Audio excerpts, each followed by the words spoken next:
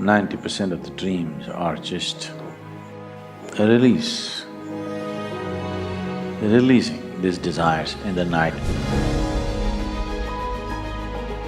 The second type of dream could indicate many things if one is able to watch it, especially if something is concerned with your health. The third layer of dream is opening up of new areas of memory within you can be very painful. There is another kind of dream, tantra. It's just this, that you dream up something and slowly you bring it into reality.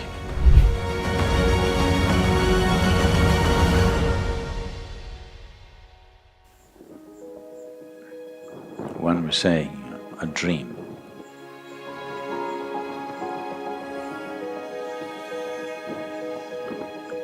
There are different aspects of your mind.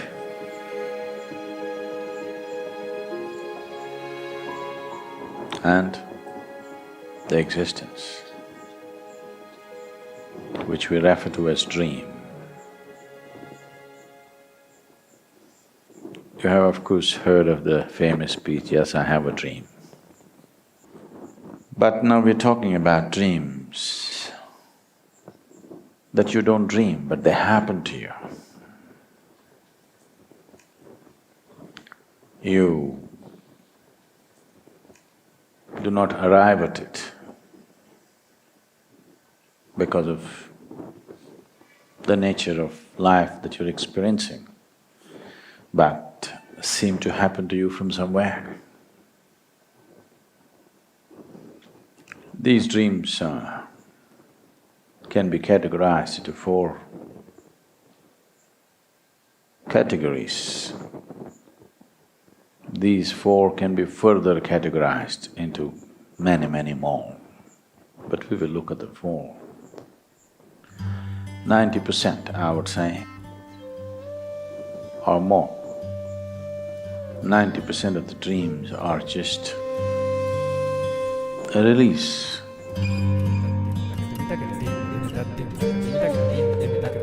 When I say release, most human minds are made like this. They cannot help it. Whatever they recognize as good, beautiful, attractive, valuable, they cannot help desiring it.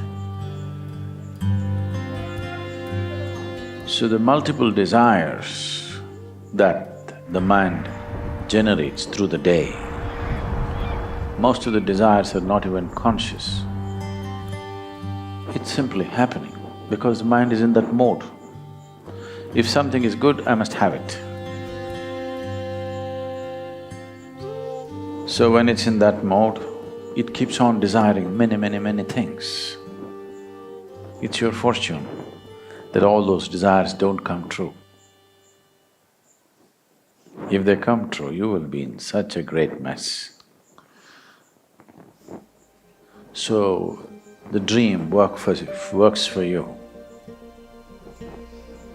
Now, being in the Hatha Yoga program right now, after having woken up early in the morning and doing 4 hours of whatever sadhana and the study and everything, in the afternoon, whether you would like to hit the sack or you would like a coffee or a tea, they will give you kollu soup. Now famous, kollu soup. So now, your mind thinks, oh, I wish I had some coffee to drink or tea to drink, something. Tonight, you see yourself in your dream. You're drinking a barrel of coffee. Or maybe you went to the ocean and Indian Ocean has become all coffee. I'm just saying a ridiculous example. But I'm saying dreams are an exaggeration of all the things that you desire. Or in other words, it's a release. In your dream you're fulfilled, drinking your coffee. Next day you can handle the day. Next day you can handle the kollu soup little more gracefully. Yes. If this release doesn't happen in your dream, now this can become a great frustration. This can become such a big compulsion within you. So dream is working for you in that sense. Releasing these desires in the night when you're fast to sleep, because the body is at rest. So there's a whole lot of energy available for the activity of the mind. Mind is using this time and energy to work itself out. 90% of the dreams fall under this category.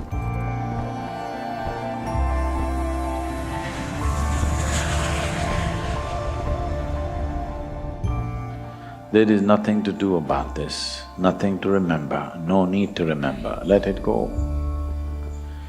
But if you're having a lot of dreams on a daily basis, now you must look at the day. You must become more conscious. The more conscious you become during your day, you will see the less dreaming will happen in the night. More unconsciously you aspire for everything around you, the more dreaming will happen. This distinctly in your experience. You just meditate strongly enough through the day, you will see that night when you sleep. It's not that there's no dreaming at all, there is, but it is considerably less. Another manifestation of the dream is, there is something called as prarabdha. Prarabdha means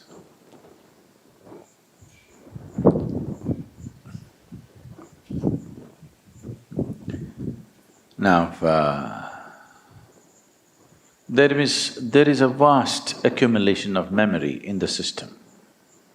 This is something that we refer to as the karmic structure or the karmic body. Karmic body is just memory body. A huge memory is there. If all that memory comes into play now in your life, your mind will break. For sure. It's too much memory for anybody to handle.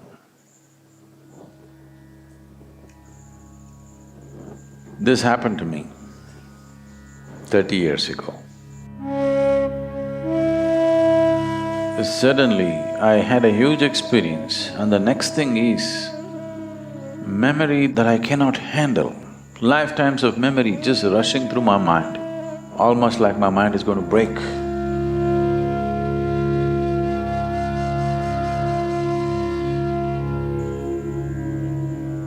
Because there was an immense experience, you can handle it. Otherwise, your mind will break when such memory falls upon your mental structure. It cannot handle the latent memory becoming an active process. So, nature has devised a way, or your own system has evolved a way of taking up one part of the memory as the allotted memory to be dealt with right now. This is called as prarabdha. It's a very common word that it was a normal conversation during our grandmother times. These days, it's all going away. But even now, in the villages, I think it's very much there. If something is not happening the way they thought it should happen, they say, "Ayo, prarabdha." That means it's already allotted memory, it's coming, it's playing. It's not happening here, it's happening here. But that is also ascribed to what is imprinted within you is playing out in front of you. So that is the second type of dream, it is playing out. It is playing out in your day-to-day behavior, in your thought, in your emotion, the way your body feels. If you observe carefully, you will see every day when you wake up in the morning, if you observe very carefully, not just the muscular structure of your body, if you observe carefully how your body feels, you will see every day it will be different. Because prarabdha plays in a certain way, creating everything that happens, every memory release that happens on the mental structure will naturally create a certain sensation or a sensory pattern in the physiological structure. So, depending upon what type of prarabdha on that day, your body begins to feel in a certain way. If people who are conscious, if you observe the way your body feels, today you know what's coming. Many of you might have noticed on certain days, when something acute happened, somehow in the morning itself you're feeling funny and you went and crashed somewhere. Many people, they need not be enlightened or super conscious about what's happening within themselves, but many so-called ordinary people might have felt this when something acute is coming that day. Already when they woke up in the morning, they were feeling funny, and because they do not know how to decipher, they walked into it. Those who know how to decipher, on that day, they will step back. They know today is not a good day. So, not a good day, not because there's something wrong with the day. It's not going to work out for you because your whole pattern is happening in a certain way. Because the memory influences the way your energy functions, your body functions, your mind functions, and what happens around you. So this is prarabdha, finding expression, and the same is happening in the night in the form of a dream. They may have all kinds of strange things mixed up. In these kind of dreams, you will have somebody who is around you and somebody else whom you do not know, a situation that you know and a situation you do not know, all overlapping, mixed up.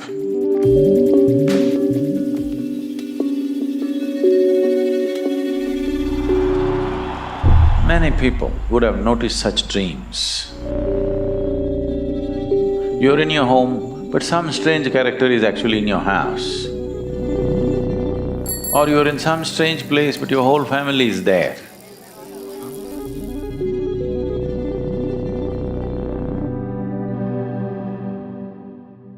So what is known to you and what is unknown to you, what you consciously remember and what you do not consciously remember, all of them are entwined in this dream.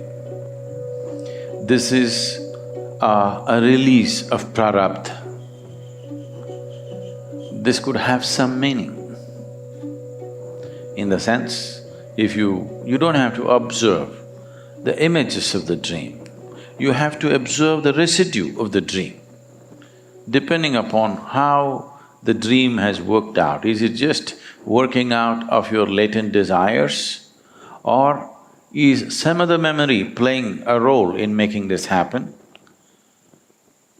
You don't go about looking at the imagery. Imagery is not important, but the residue it leaves on the body. When you wake up in the morning, how do you feel? See, this is the reason why those who closely watching their life avoid all intoxicants and stimulants. If you're pumping in intoxicants and stimulants, you cannot notice anything. Every day early morning feels like hell anyway.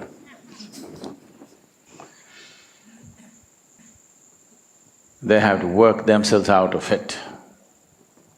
So once you play with the nervous system, all this is jumbled up, this is not even relevant for such people. Once there are intoxicants and stimulants, it just won't work because your nervous system starts saying something else, which is of a completely different nature. The prarabdha, the second type of dream, that we talked about could indicate many things if one is able to watch it. Especially if something is concerned with your health or the possibility of destruction or damage to your body, Prarabdha is a good place to watch.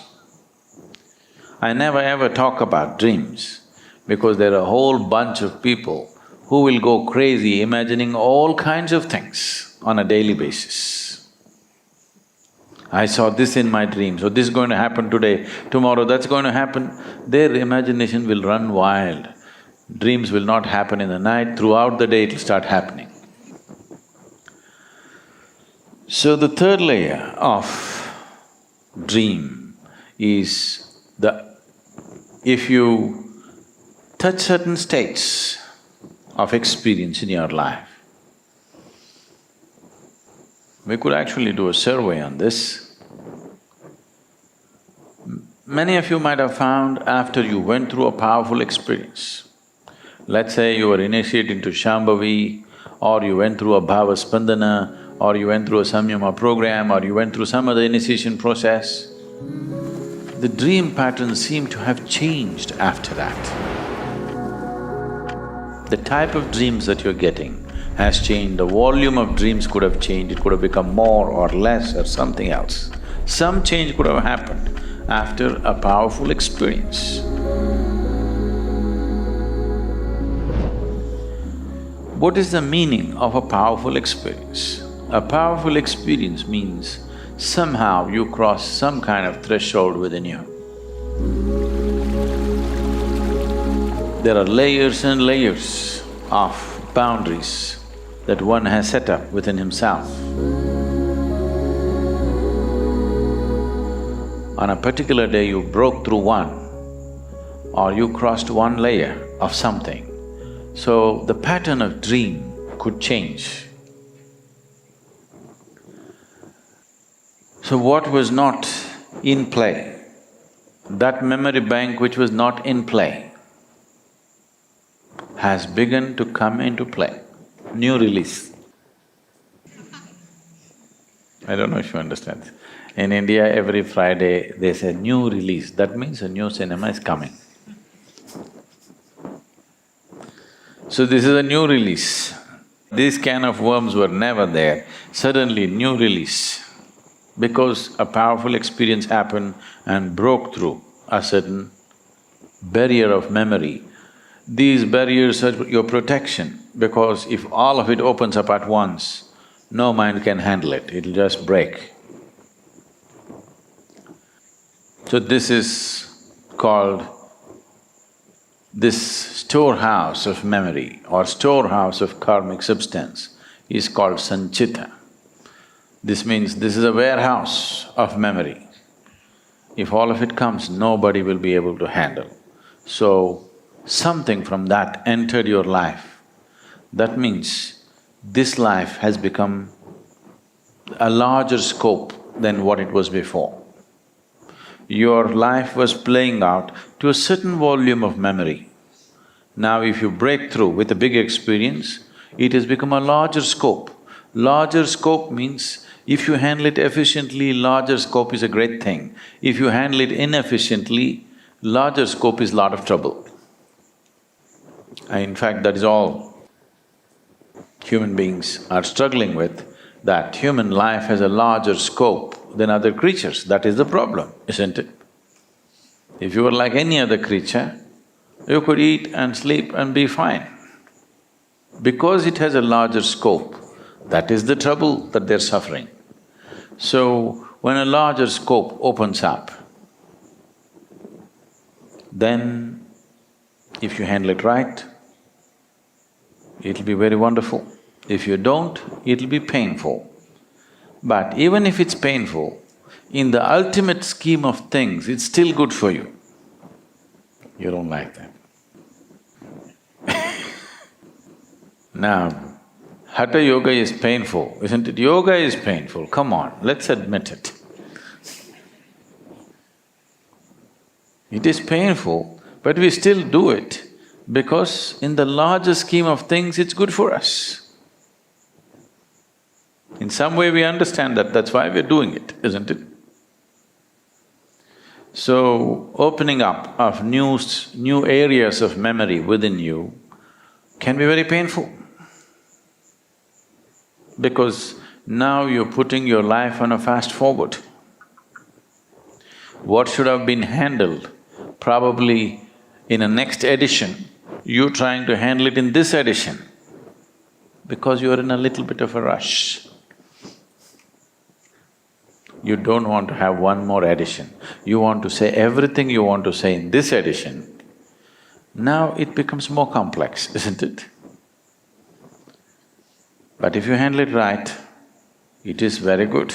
Otherwise, it suddenly feels like after entering the spiritual path, everything in the whole universe seems to be kicking you up from every direction. Because that's how it is. Because you opened up another dimension which you are not handling. I don't know how it is where you come from, but in India, there is something called as 10th standard, which is a board exam. Okay. Not much stuff in this class, very minimal, but still this is a… this is a place where children are terrified usually, because the examiners are not their own teachers, somebody else is going to correct their paper. So, it all depends how you've been passing till then. Most of them are terrified and anti-diarrheal tablets will sell in millions on that day when the examination comes and all kinds of stuff. This is only a kind of a preparing the child, kind of a rehearse for really graduation for the high school, which comes at 12th standard. If you pass 10th standard, which is supposed to be one milestone in the education process, you don't get into a better place. Suddenly 11th and 12th is in a different dimension of study. Till then it was just this. Suddenly 11th and 12th is completely… everything is multiplying at least 4 times over in terms of syllabi and complexity and everything that you require to study. So passing is not always a good thing.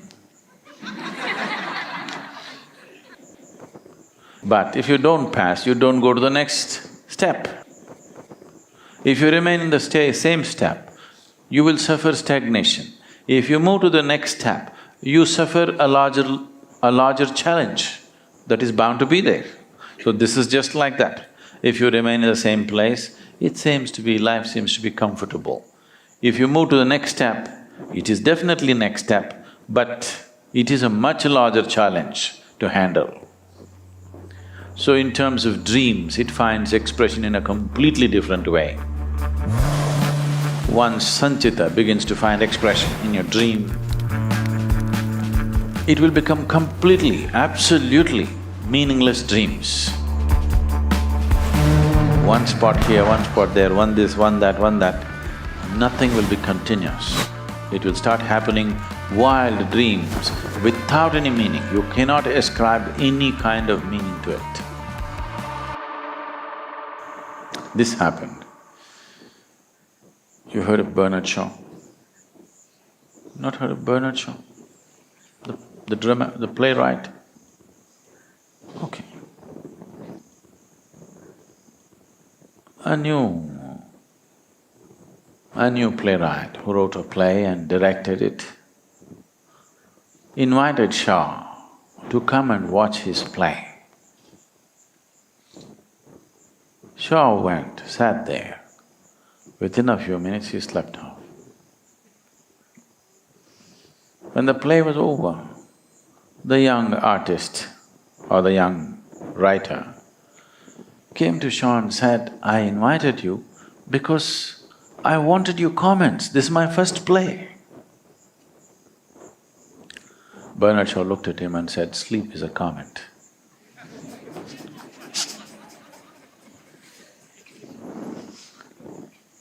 So you are not sleeping well or you're sleeping well, it is a commentary on your life.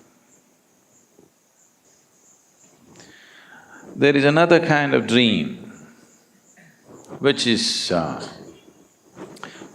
really a dream. Now, there is Bhairavi here. She is a dream, we dreamed her up. You dream it up in such a way that it becomes a reality. Or in other words, this is a dream to establish your consciousness and your energy in a certain way. I was mentioning the other day also, down under in Australia, the Aborigine people call the time of creation as dream time. Creator dreamed it up. In India, we call this Maya or illusion, or an illusion can be called a dream, isn't it? It's called dream time. The time of creation is referred to as dream time. We say, Leela, he's playing with, Creator is weaving his Maya and playing around. The words Leela and Maya describe creation in the most appropriate manner, because that's how it is. And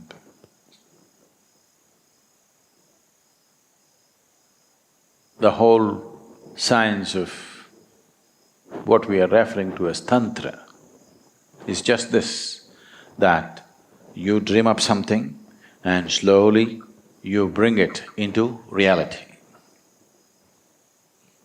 First you create it here and slowly roll it out and it becomes a reality. All deities were made like this.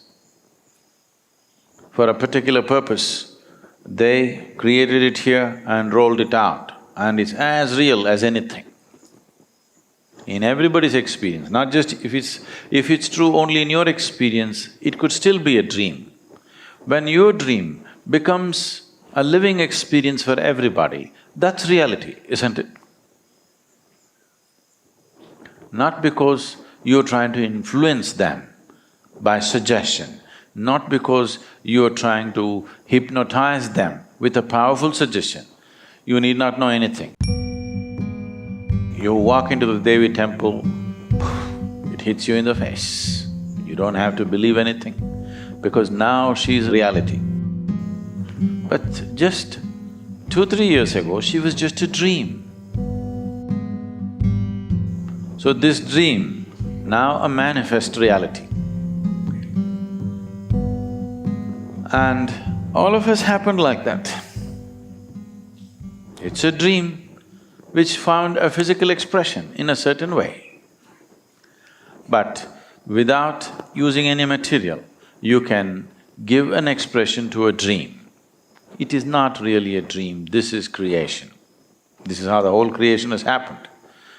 If you can play with the illusion. When I say play with the illusion, suppose I can play with a ball. There is no ball, but I start playing. If we do this intensely enough, after some time, there will be a ball.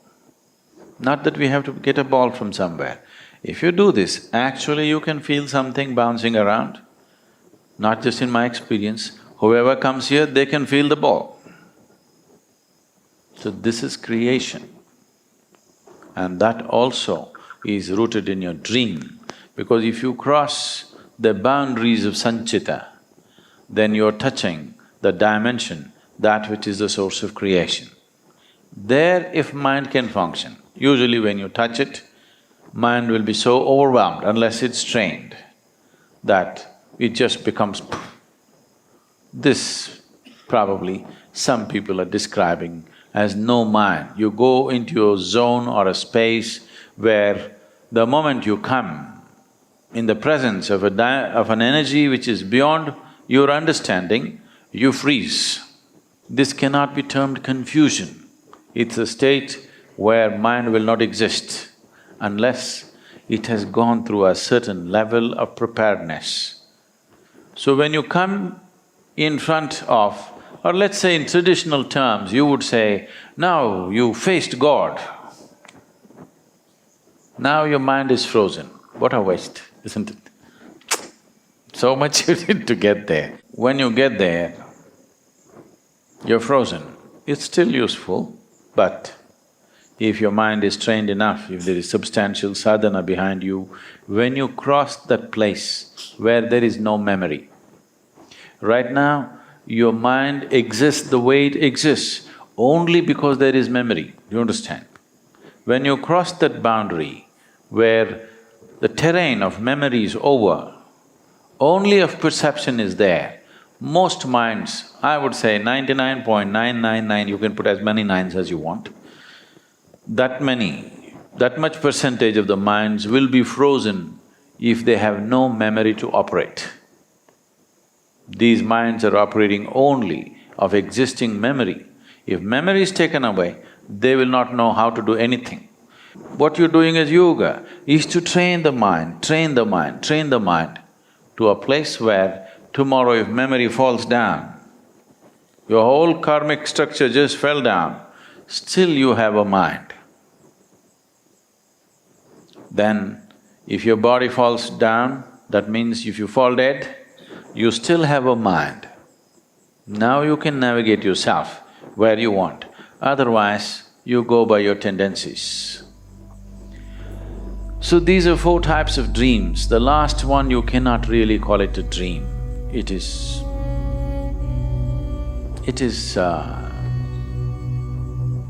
what to say? It is the other bank. It is not this bank, it is the other bank of existence. So, one thing that I must tell you as advice is, whatever the dream, learn to ignore it. Because if you start looking for meanings in dream, you will lose meaning for your life. You will become hallucinatory.